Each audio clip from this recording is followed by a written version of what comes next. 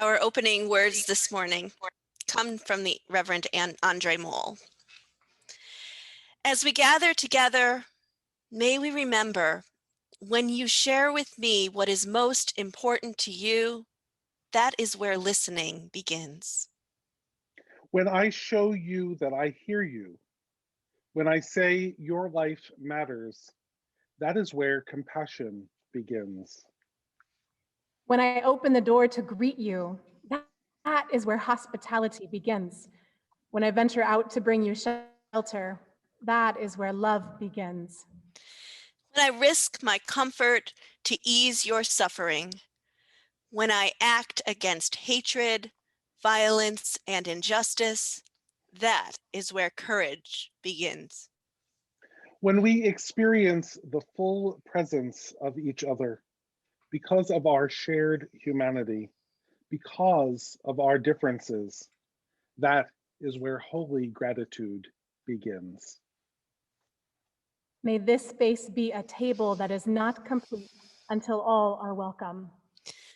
May this table be a space of beauty where together we create a series of miracles. And where all that we share is sacred. May it be so, and let us worship together.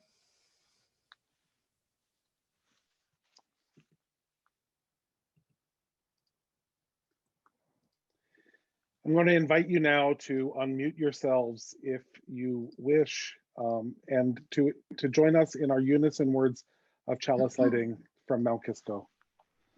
May the light of this flame illuminate our lives. May it guide us in spiritual journeys and inspire us to heal misunderstandings, strengthen love, and work for justice and peace. All right. Feel better. And then if you would remute yourselves and join us as we sing our opening hymn.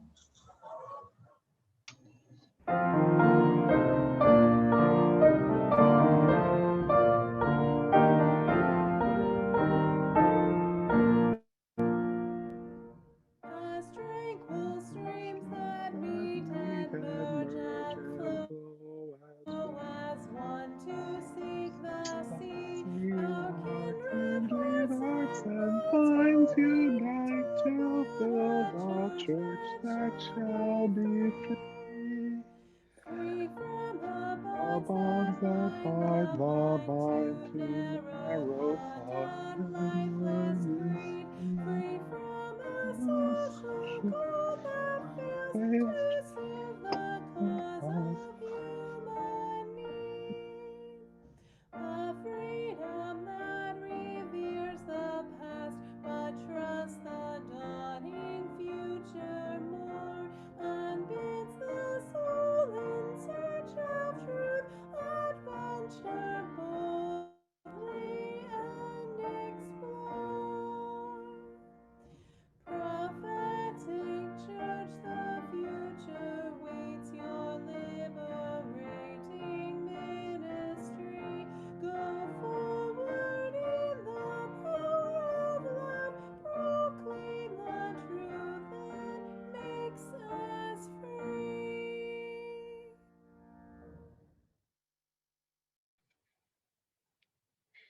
Good morning. I'm Stacey Seifert, the Director of Religious Education at May Memorial in Syracuse.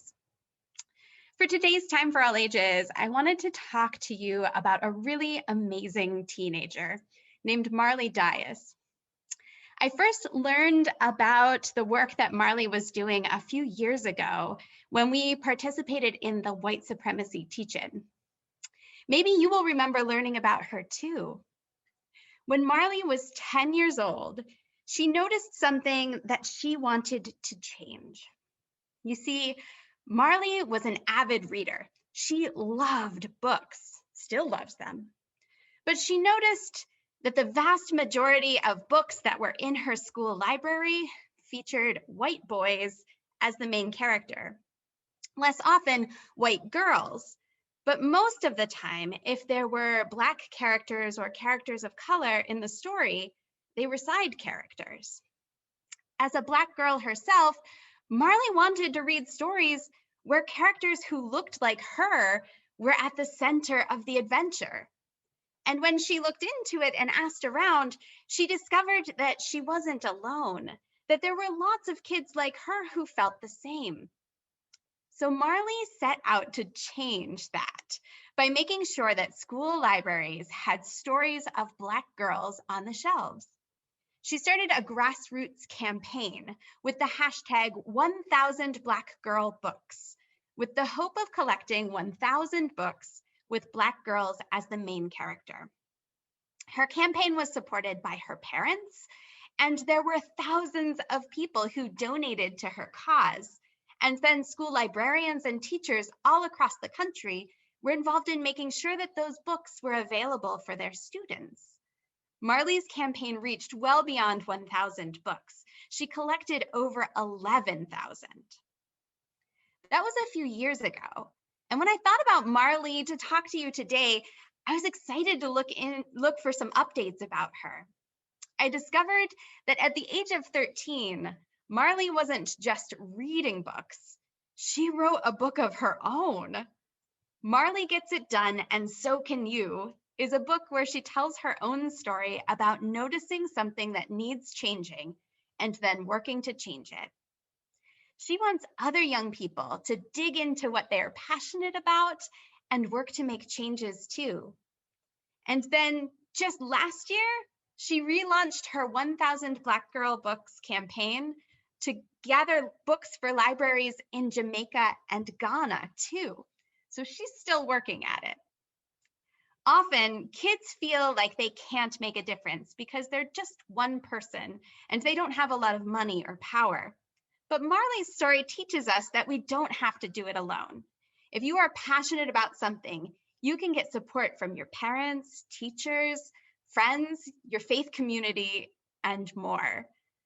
So thank you very much for letting me share this information about Marley this morning, and I will pass it back over to Reverend Michael. Thank you so much, Stacey. Thank you for that inspiring story. We gather in community with one another, spanning space across our state and beyond. And one of the things that we do in community together is we bear witness to one another's lives. Many of us have ordinary happiness and sadness in our lives this week, and some of us come into this space with deep joy and great sadness as well. In Mount Kisco, we share our joys and sorrows verbally with one another. Today, we are going to ask that you put your joys and your sorrows into the chat so that we might all bear sacred witness to the great joys and deep sorrows in your lives. And as you do so, I will light 3 candles. A candle for your joys. We share our joys so that we are all lifted up by those joys. A candle for your sorrows. We share our sorrows so that we all might surround one another with the love that it takes to move through times of sorrow. And a candle for our world, bruised and battered and healing at the same time. Let us spend a moment bearing witness to one another's joys and sorrows in silence, followed by a prayer.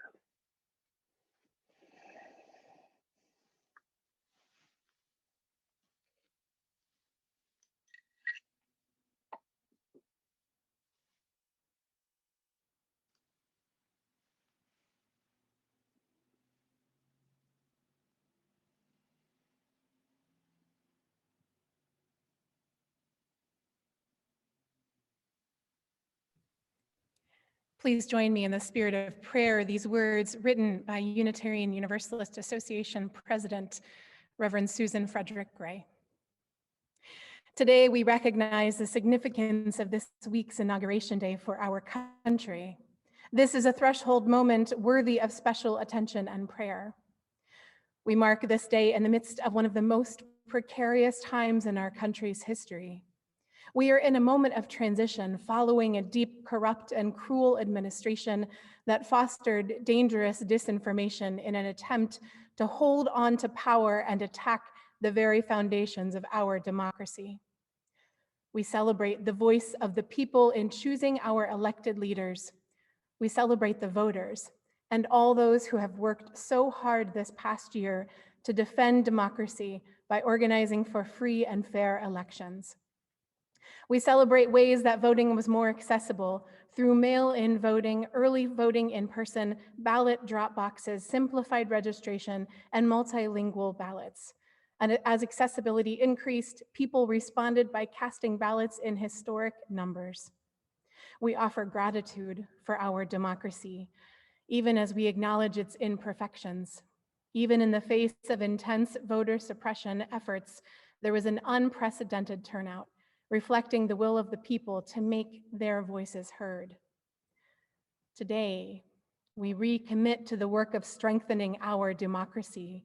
In this pivotal moment, we must push back against disinformation that casts doubt on our electoral process, especially when it is weaponized to disenfranchise Black, Indigenous, and people of color communities. And today we pray for President Joe Biden and Vice President Kamala Harris and the administration they will build. There is so much repair and recovery needed, from slowing the spread of COVID to combating racist oppression, to supporting working people and combating poverty, to protecting immigrants and asylum seekers, to achieving LGBTQIA+ equity and creating climate justice. Let us pray that their leadership will be rooted in integrity, courage, boldness, and a deep love for the people. Today and in the days to come, our prayers are with all our elected leaders as we cross this threshold into a new administration. May we, the people, continue to organize to ensure they center the needs of communities that elected them, as we all work to create a more perfect union. Won't you be silent with me for 7 breaths?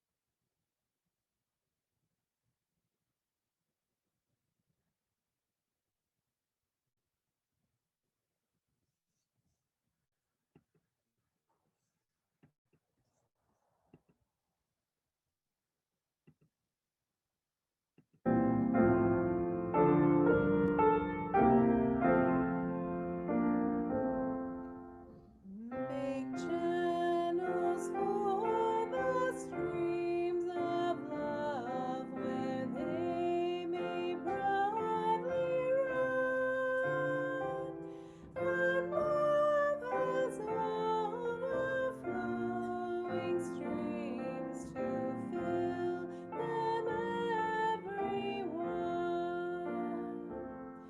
But if at any time we cease such channels to provide,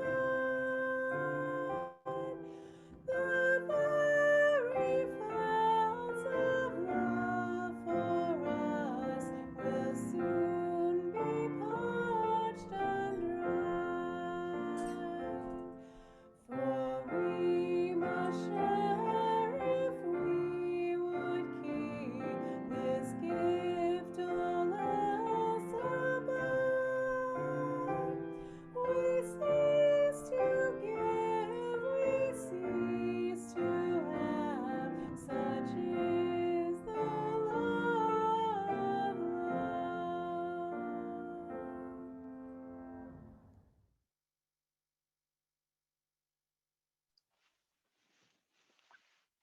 Good morning again. I'm joining you today from my home in Peekskill, New York. Peekskill is a city on the Hudson River at the point at which the broad Hudson estuary narrows to go through the Hudson Valley. And this point on the Hudson River has long been a nexus, a crossroads for all sorts of different people to gather. It was, before the arrival of European colonists, On this shore, the major fishing village site for the Kichewonk band of the Lenape people. And even after the arrival of the Dutch and the Kichewonk shared villages on either side of the Ansville Creek here in Peekskill. It was a natural place to come together. And so it is not surprising to learn that part of the history of Peekskill is as a major point on the Underground Railroad. That network of people throughout the United States who ferried enslaved African Americans to freedom in the North and in Canada. Right now, about 4 blocks from my house is a statue of Harriet Tubman. It is a traveling statue. It is traveling all over the United States, and it's here in Peekskill through the month of February. It's a statue of Harriet Tubman bringing people into freedom on the Underground Railroad. Now, it is unlikely that Harriet Tubman ever was in Peekskill. It is certainly not the case that she ever was here during the era of the Underground Railroad. And yet Harriet Tubman has become a symbol for this Underground Railroad, for this network of people bringing folks into freedom. And yet, making her a symbol for this entire network obscures the wonderful and courageous things that she did. And it also obscures the many, many people who toiled for years in the Underground Railroad to free tens of thousands of enslaved African American people. Harriet Tubman herself escaped to freedom from the eastern shore of Maryland in 1849. She escaped only as far as Philadelphia, where she lived, and she became what's called a conductor on the Underground Railroad. Now, there are myths about Harriet Tubman, like amazing myths that she saved hundreds and hundreds of people. And the truth is that she returned to the eastern shore of Maryland about 13 times over the course of a decade and rescued about 70 people. She rescued her people, her beloved, her family, her parents, her uncles, her aunts, her nieces, her nephews, her cousins. These were the people that she put her life at risk to go back to Maryland and rescue. There's a myth out there that Harriet Tubman went all over the place ferrying people to safety. And the truth is that she went back and forth on a pretty set route because the people who ran the Underground Railroad relied on a network of trust. They couldn't do the work that they did unless they had way stations along the way in homes of people that they knew they could trust, people who would not turn them in, people who would hide them, people who would lie for them, people who would participate in this underground act of justice. It required a lot of trust to do this work. So she went back and forth between the eastern shore of Maryland and Philadelphia through all of Delaware 13 times. It's possible that she was in Peekskill after the Civil War because Harriet Tubman retired to upstate New York, to Auburn, and became a tireless crusader for all people's rights. She crusaded for women's rights for disabled people, for rights for elderly people and others in the years after the American Civil War. But Peekskill was an important stop on the Underground Railroad because the people here in Peekskill were a multiracial community that watched out for one another. There were people who could be trusted here. And one of the major networks of the Underground Railroad took people who escaped to Philadelphia through central New Jersey and then up the Hudson River. Some people went up the Hudson River as far as Lake Champlain and escaped to Canada there, but many more went up the Hudson River and then crossed over to the Erie Canal. And it is this connection, the Hudson River to the Erie Canal, that connects Westchester County to Syracuse and inspired us to think about the connections of justice that we can make through New York State and in our country today. Harriet Tubman did not run the Underground Railroad by herself, but the things that she did were courageous. She put her life at risk again and again. And she relied on a network of people, a network of trust, a network of accountability, a network of courage, people who worked together, people in Maryland, in Delaware, in Philadelphia, in New Jersey, up the Hudson River and through upstate New York, through Syracuse and beyond, who knew that freedom for all people was possible if we worked together. I'm inspired by Harriet Tubman, but I'm inspired more by all of those countless nameless people who contributed to this work. And today we are called to be part of networks of justice that connect one another through New York, through our nation and beyond, that get people to justice, maybe not physically hiding them and helping them escape to Canada, but who get people free. We are called to get one another free, and we are called to do it together. And we are called to learn from our history as we do that. Terry?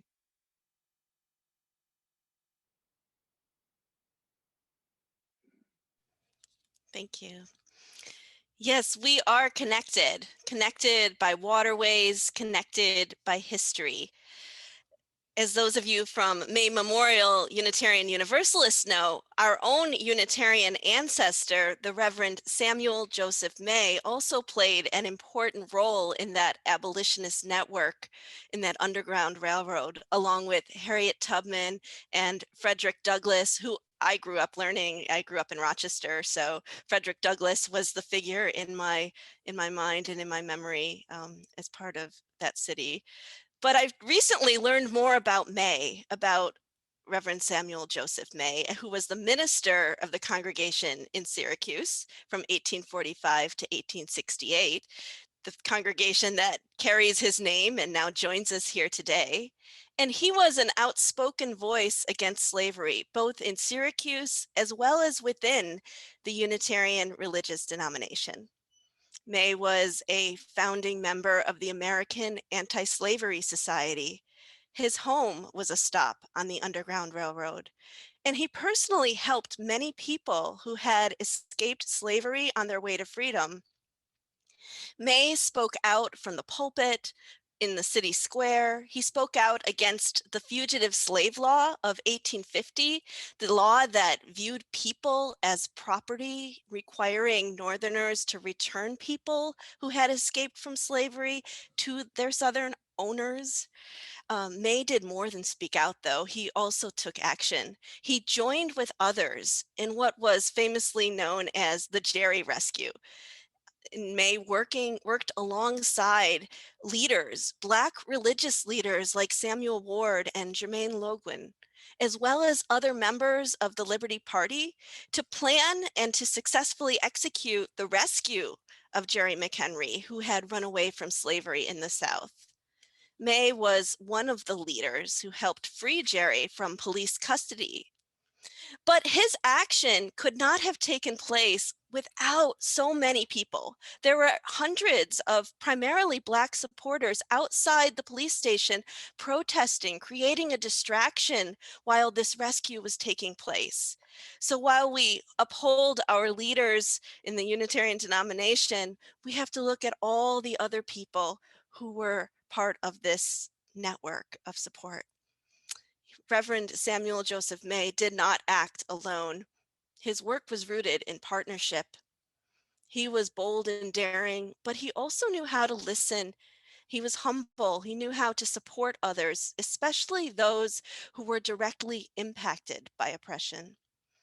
May was active not only in abolition, but he also formed relationships of support with women's rights leaders, with factory workers, and with the indigenous people of the Onondaga Nation. May helped to raise money to build a meeting house and a school, and to fund teachers on the Onondaga Reservation. And it's said that at his funeral, Black, white, and Native people sat together side by side, a demonstration of all of the relationships and partnerships that he had formed in his work. Samuel May also understood that the power of partnership was integral to his role as a Unitarian minister and as a member of the American Unitarian Association. Over and over, he introduced resolutions to the American Unitarian Association condemning slavery, resolutions that condemned the fugitive slave law. And to some people in the AUA, he was a bit of a pest because he kept putting forth these resolutions. He was persistent, but there were others within the denomination who didn't think it was Unitarians' role as a denomination to speak out against slavery. They did not want to take a public stance.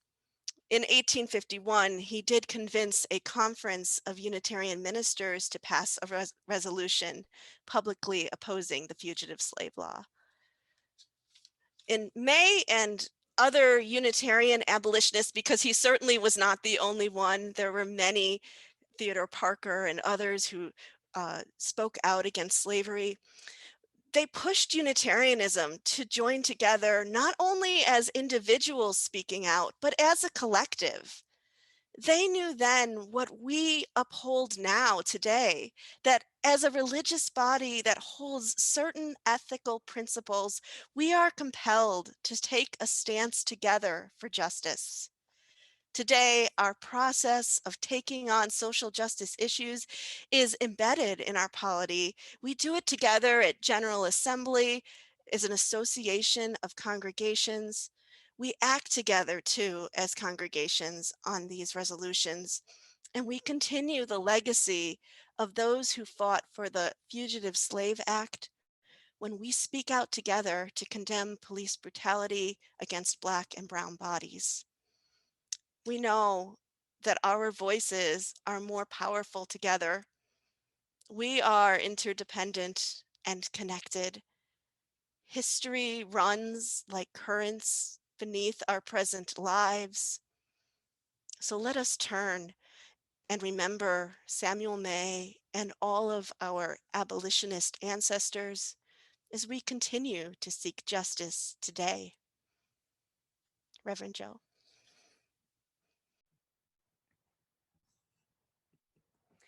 Thank you, Terry and Reverend Michael. What a week it has been. On Wednesday, the first woman to ever be elected to the second highest position in these United States was sworn into office. I don't know that any men in attendance today could ever really understand what it is like for us as women who identify as women to watch those proceedings. I sat on my couch and sobbed so loudly that my dog came in from her napping spot on my bed to see what was the matter with me. A woman, a fierce, compassionate, confident, kind, courageous, honest Black woman is now the vice president of our United States. While we have not reversed harm done, we have begun to straighten the ship so that we can sail towards justice, equity, and compassion for all Americans. We have adjusted the course so that we can begin to make reparations to all those in this country whom we, as Americans, have allowed to be thrown under the bus, to be further marginalized.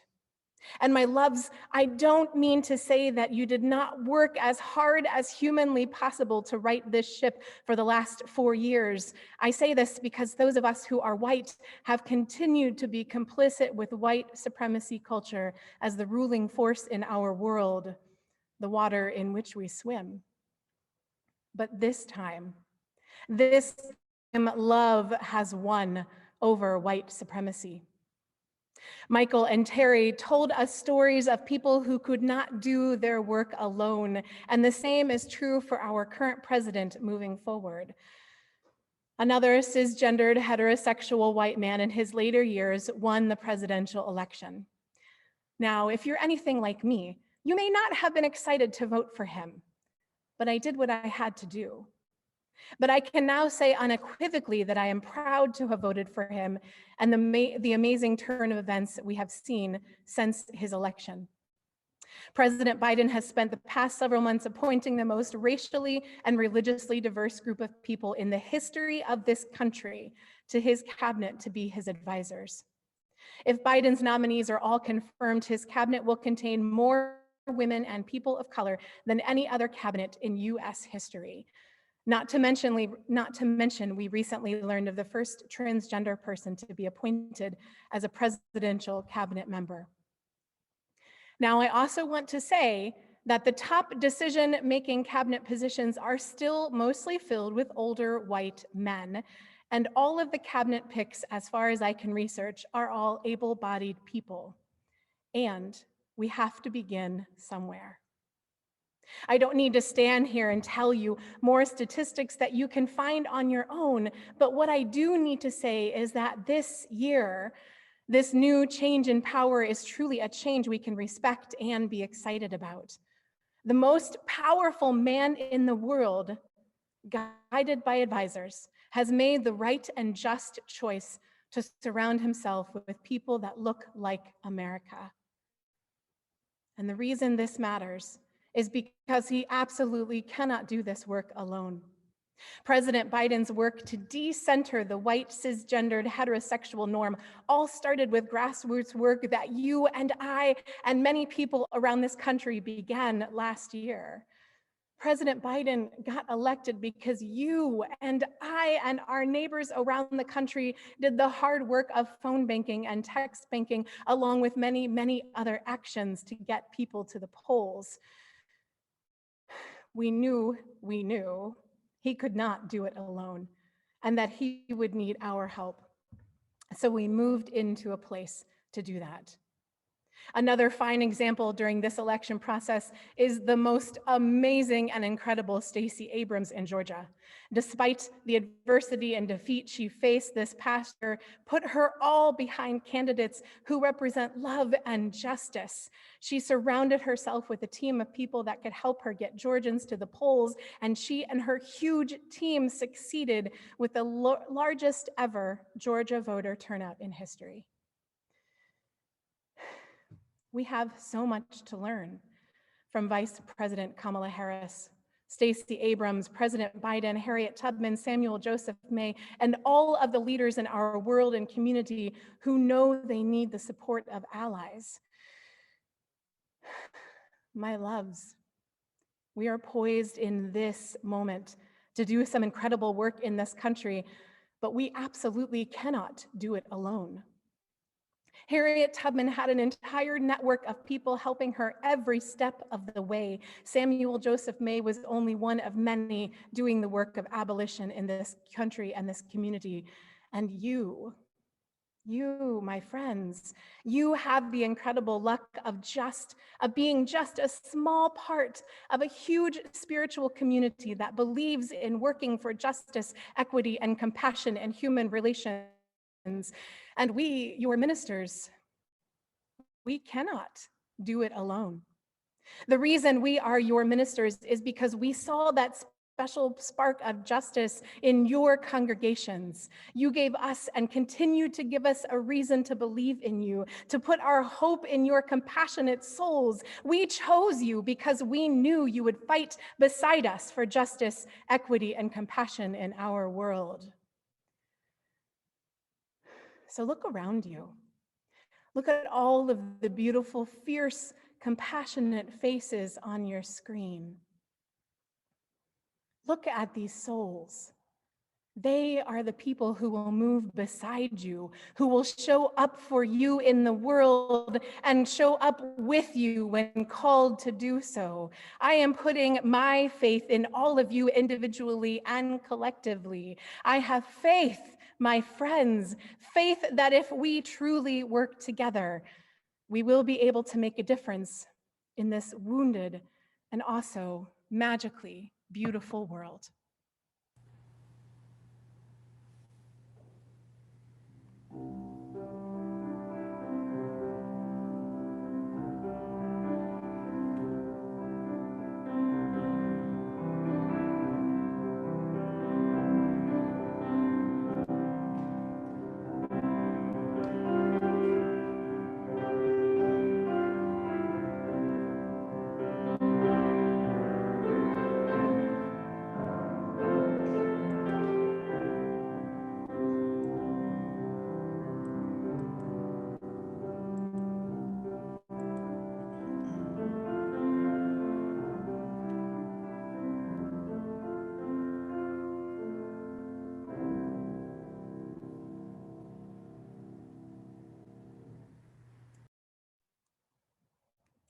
We know that our financial contributions to our congregations come from sacrifice and hard work. We are so grateful for this and commit together to ensure the funds we gather collectively do a greater good for ourselves and our world than they could have done alone. Different ways to give this morning can be found in your chat bar. May there be an offering to sustain and grow the life and mission of these congregations. May we give in love and in hope.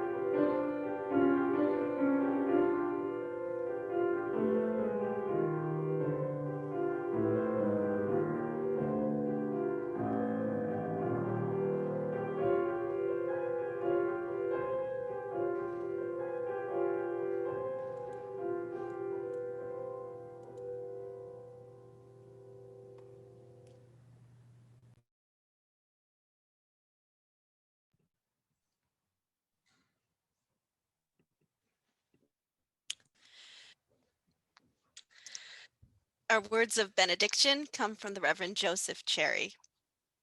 If we have any hope of transforming the world and changing ourselves, We must be bold enough to step into our discomfort. Brave enough to be clumsy there, loving enough enough to to forgive forgive ourselves and others. May we, as a people of faith, be granted the strength to be so bold, so brave, and so loving.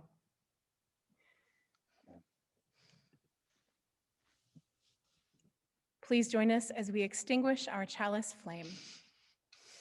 We extinguish this flame, but not the light of truth, warmth of community. These we carry in our hearts until we are.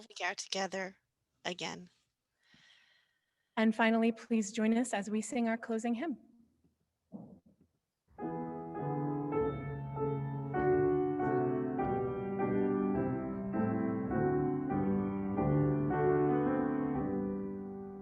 Sing our praises for our journey, pilgrims we will carry on. Searchers in the soul's deep yearnings, light the forward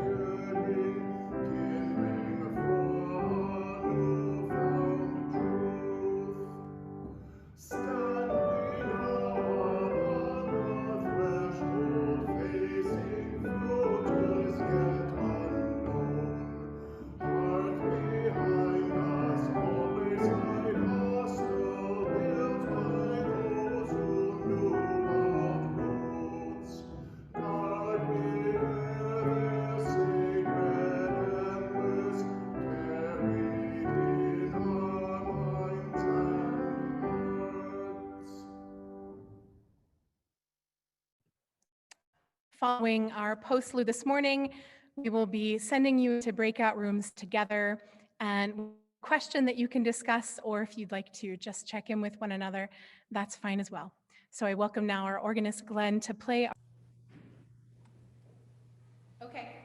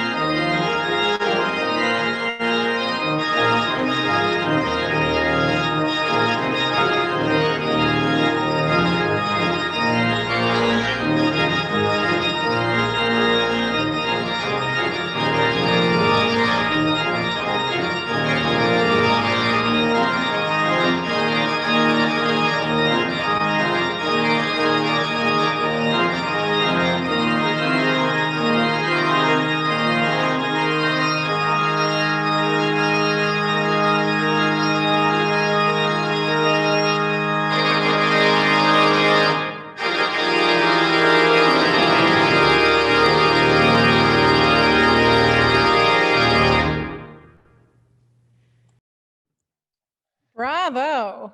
Bravo. It's fun to watch Glenn knock out. Amen.